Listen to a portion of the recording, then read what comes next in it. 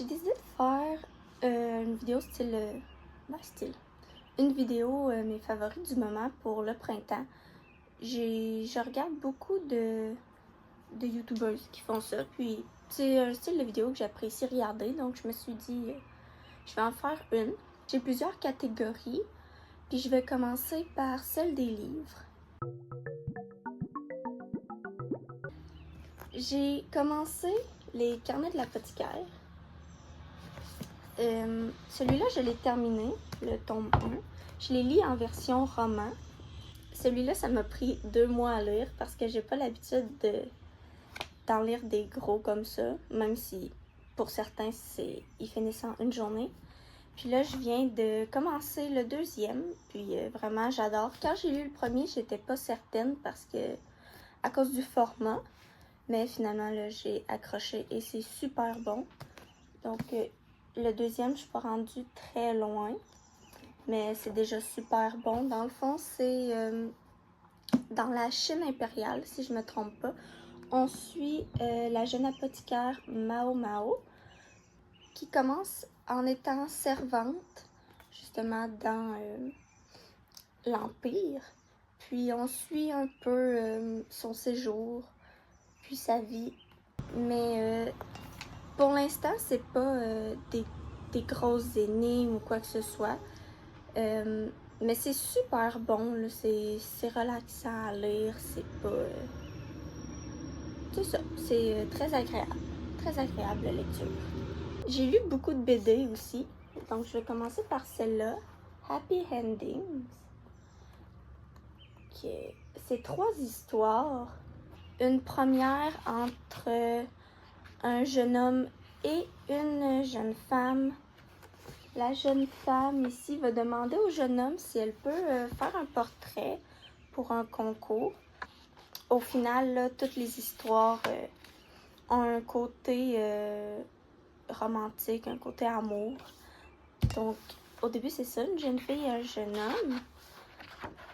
Ensuite, c'est 2 agents intertemporels qui vont rester pris dans une époque qui n'est pas la leur. Puis, peu à peu, là, ils vont vivre. Ils vont apprendre à vivre dans cette époque qui n'est pas une grosse adaptation, mais quand même.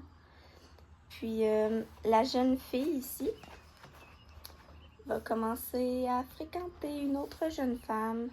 En dernier, c'est 2 jeunes hommes. Il y en a un qui va trouver un emploi dans un cimetière, puis il va rencontrer un autre jeune homme particulier là, qui pleure au tombe, mais qui pleure à profusion. Puis même chose là, à la fin, ça devient un peu plus romantique. Donc c'est 3 histoires vraiment dans un endroit différent, avec des gens différents, des dynamiques différentes aussi. Puis ce que j'ai vraiment aimé, là, la première, c'est avec un petit rose comme ça. Donc juste des petits pop-up de couleurs.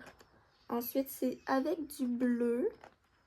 Puis à la fin, puis il y a du rose qui s'ajoute dans la deuxième histoire. Puis à la fin, c'est vraiment avec du orangé et du vert. Donc j'aime ça que ce soit pas toute la BD soit coloriée, même si ça c'est très beau. Mais je trouve que ça fait un style artistique différent.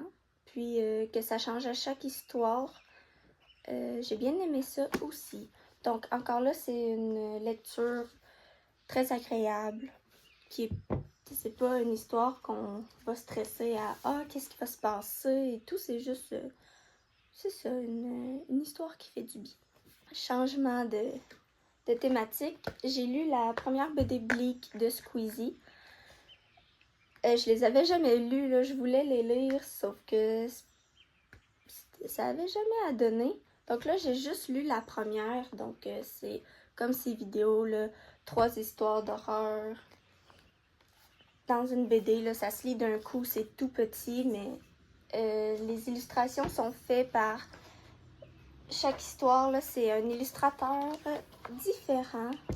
Donc, j'aime vraiment ce concept-là, là, qu'on change de type d'illustration à chaque histoire. Un peu comme dans l'autre, sauf que l'autre, c'était les couleurs. Puis celle-là, c'est vraiment les illustrations au complet.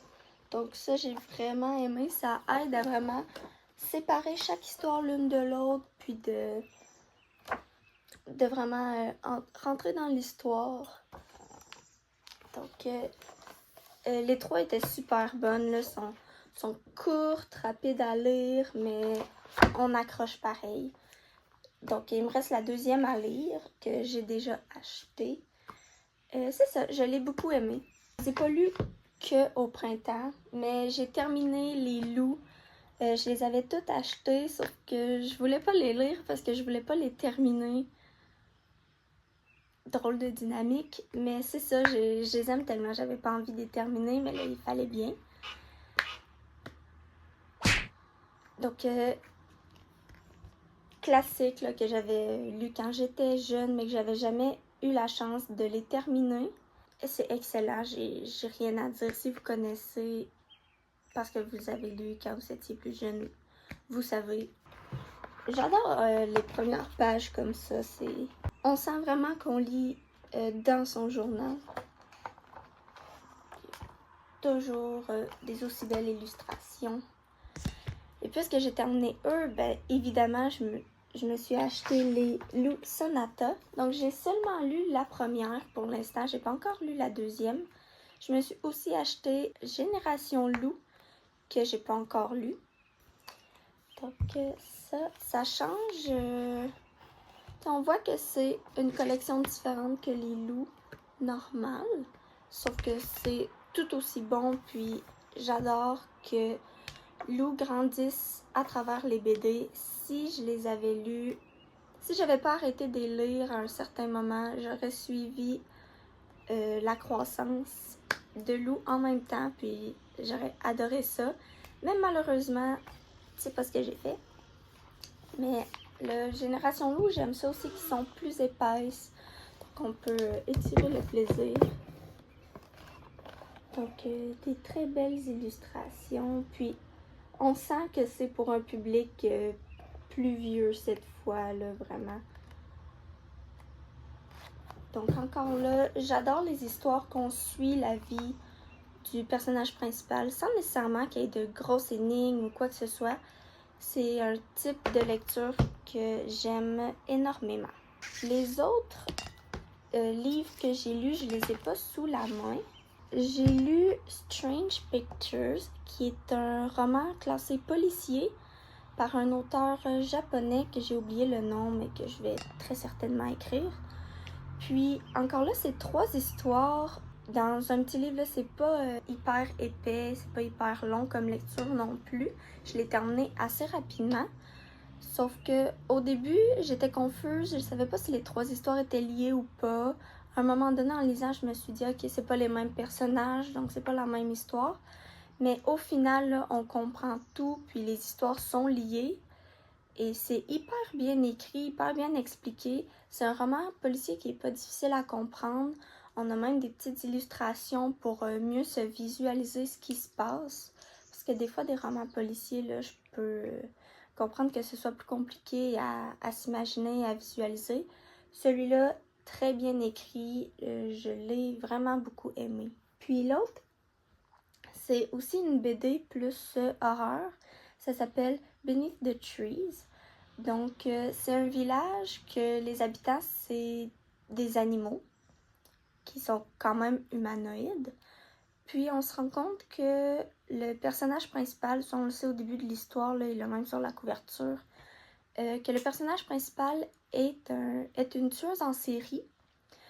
Puis, dans son village, il va y avoir un deuxième tueur en série qui, là, va lui porter problème parce que elle, ça fait des années qu'elle fait ça, qu'elle se fait pas prendre, puis qu'elle agit pas au sein de son village, qui est comme un petit village de campagne tranquille avec peu d'habitants. Donc là, ça va venir bouleverser un peu son quotidien. Donc on va voir tout ce qui se passe et tout ce qu'elle fait pour essayer de régler ce problème. J'ai terminé pour la catégorie lecture. J'écoute beaucoup moins de films maintenant que quand j'étais au secondaire, mais j'en ai quand même écouté quelques-uns qui m'ont plus accroché. Donc j'ai commencé avec un film de Studio Ghibli, qui sont tous excellents, je les adore. Tous ceux que j'ai écoutés, je les ai vraiment aimés. Puis cette fois, j'ai écouté The Wind Rises. Je suis pas certaine comment ils l'ont traduit en français, mais c'est ça, c'est basé sur une personne qui a réellement existé, qui était l'ingénieur de l'avion Zero au Japon.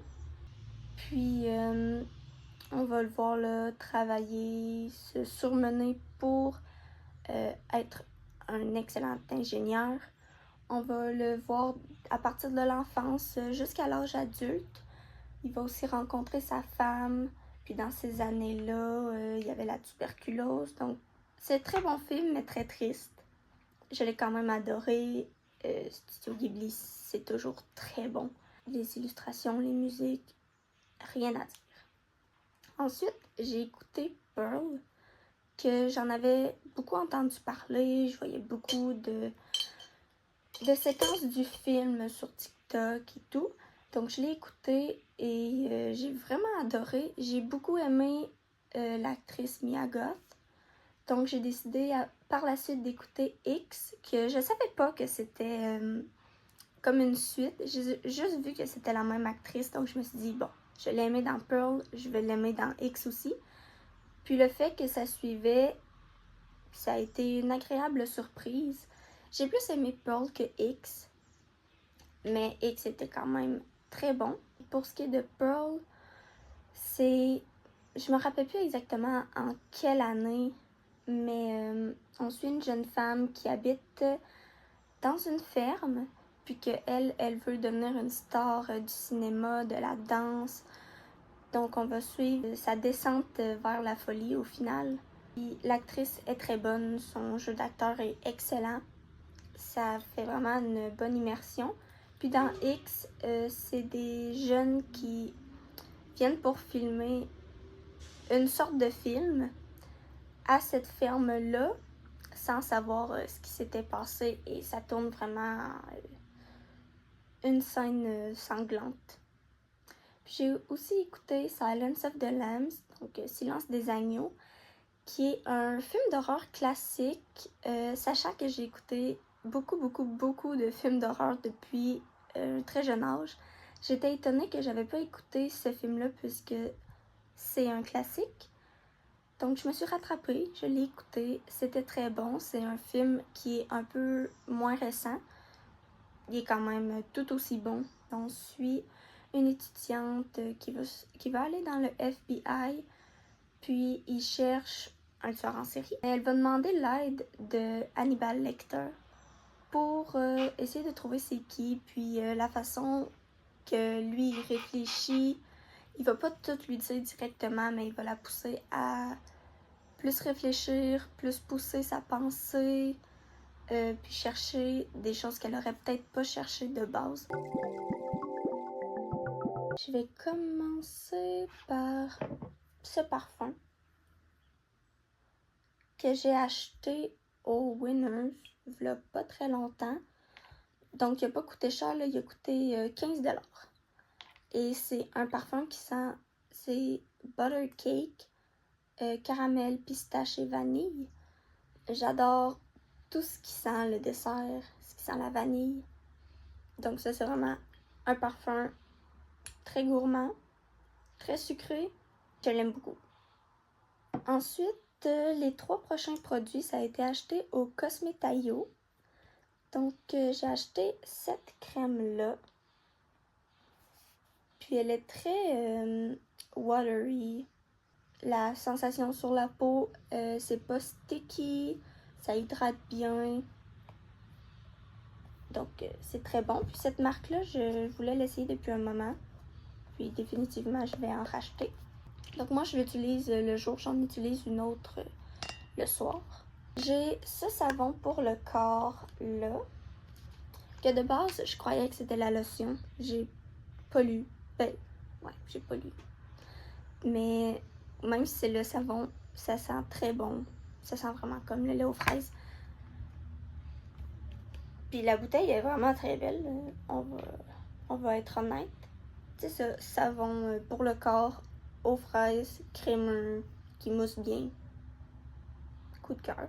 Puis en dernier, j'ai cette palette-là que j'ai vue quelques fois sur Pinterest puis était juste trop belle. Quand je l'ai vue, j'avais pas le choix de l'acheter. Comme ça. C'est des pigments qui sont, des couleurs qui sont plutôt pâles. Donc c'est ce que j'ai utilisé aujourd'hui sur mes yeux. Donc c'est sûr que si on veut des couleurs plus vibrantes, ça sera pas nécessairement la palette pour ce genre de maquillage. Sauf que moi j'aime plus ce qui est subtil pour ce qui est du fard à paupières en général. Puis avec les bruns, les roses, les brillants, on peut vraiment faire toutes sortes de maquillage. Donc je l'aime beaucoup. En premier, j'ai une robe comme ça, qui fait très printemps, honnêtement, puis qui me fit très bien. Je l'ai acheté sur Depop, donc j'ai pas l'habitude d'essayer mon linge avant de l'acheter, mais c'est comme un risque de plus sur Depop, on sait pas trop. Sauf que celle-là, là j'ai un petit fil qu'il faudra peut-être que je coupe, là, mais c'est rien de majeur. Est arrivée en super bon état, elle est encore. Le tissu est de bonne qualité, il est mince mais on voit pas à travers. Puis la coupe me fait très bien. Donc cette robe-là que j'ai beaucoup mis. Ensuite, j'ai acheté ce chandail-là au Winners en même temps que le parfum justement. Comme ça. Faut dire que j'ai pas beaucoup de chandails manches courtes qui sont pas noirs. Pendant un bon moment, j'avais tendance à tout acheter mon linge en noir. Je sais pas, j'osais pas les couleurs, sauf que maintenant, ça fait que je veux mettre plus de couleurs, mais j'ai presque tout qui est en noir.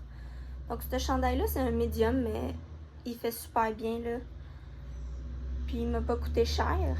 Je l'ai vu passer une fois sur Pinterest, puis j'ai comme, ah, un cute chandail, mais je vais pas chercher plus que ça. Puis je suis tombée dessus au hasard, au Winners.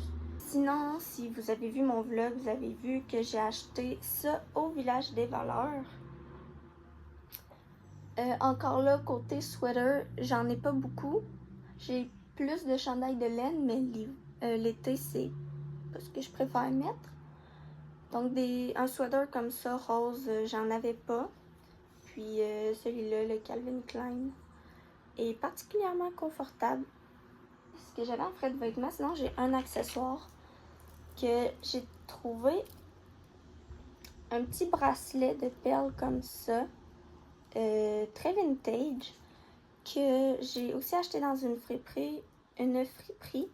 C'est le Emmaüs, à voir si ça se prononce comme ça. Mais c'est ça, j'ai pas beaucoup de bracelets tout court, là j'en porte 3, c'est à peu près ce que j'ai. Mais celui-là en perles, je le trouve très cute, il va avec beaucoup d'outfits. Donc j'ai sélectionné 3 jeux qui sont tous sur ma Switch. Je vais vous les montrer. En premier, évidemment, Stardew Valley. On passe beaucoup trop de temps à jouer à ça. Je pense qu'en ce moment, j'ai une game sur la Switch, puis on a une game sur la PlayStation. Mais c'est ça. On passe un petit peu beaucoup trop de temps à jouer à ce jeu, mais bon, c'est très le fun. Donc j'ai ça en premier. J'ai un autre jeu c'est un jeu plutôt relax. C'est pas un jeu avec une histoire ou quoi que ce soit. Ça s'appelle Color Zen. Ah là là, le reflet. Mais je vais vous montrer un niveau de quoi ça a l'air. Le jeu est presque terminé. Ouais, le reflet, ça va mal, hein? Puis je joue à ça quand je veux me relaxer. J'ai pas le goût de juste scroller. C'est juste de... comme ça c'est le niveau 2.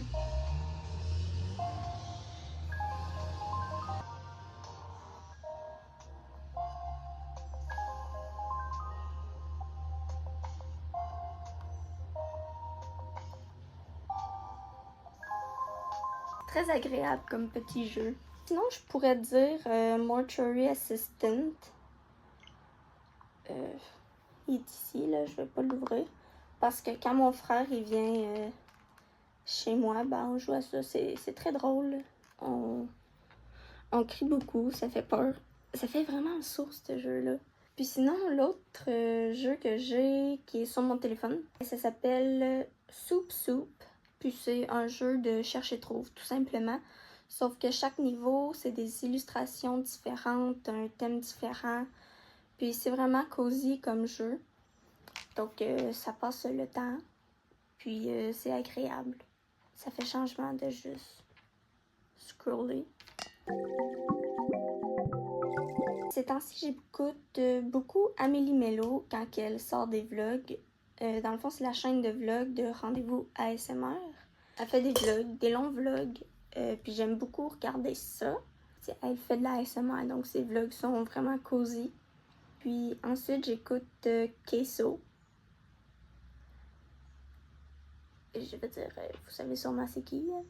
Puis sinon, j'écoute Drama Queen, qui est une youtubeuse.